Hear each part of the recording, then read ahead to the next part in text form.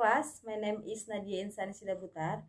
Now I want to teach you about discourse analysis and vocabulary. Please give your attention. The first is lexical cohesion. The definition of lexical cohesion is repetition of words and the role played by certain basic semantic relation between words in creating textuality. According to Halliday Seven Hassan, the relation between vocabulary items in text are two. The first, reiteration. It means either restating an item in a later part of the discourse by direct repetition, or else reasserting it, meaning by exploiting lexical relation. Here are some ways how to restate an item. The first, repetition. The example, run, running, and runner. And the second, synonym. The example, fast and quick. The second, collocation. Collocation is words that frequently go together. The example, strong coffee, black coffee, green tea, fast food, and the etc. Okay, the next is lexical in talk. The definition of lexical in talk: how speakers reiterate their own and take up one another's vocabulary selection in one from another from turn to turn and develop and expand topics in doing so. Okay, the third is textual aspect of lexical competence. Sometimes our expectation as to how words are conventionally used are disturbed when the writers arrange usual lexical relation for particular purposes of the text.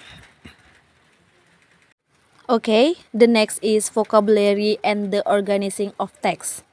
Discourse organizing words have a broader textual function to signal to the reader what larger textual patterns are being released.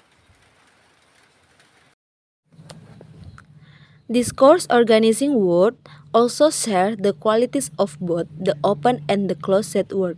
Words that organize and structure the argument and build up expectation about the whole discourse.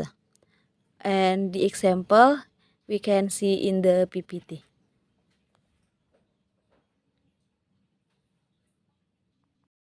From the example, the characteristic of some discourse organizing word in the passage above. The first, this. It show preceding text check up. And the second issue.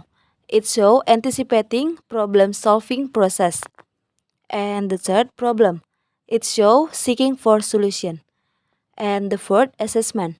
It show performing evaluation of the problem and providing solution. And the last, solution. It show fulfillment of the task.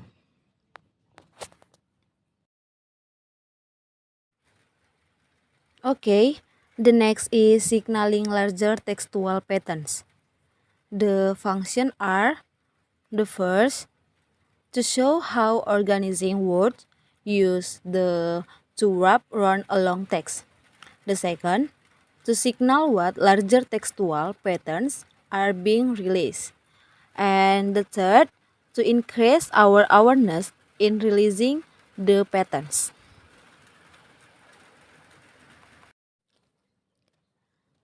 The next is register and signaling vocabulary.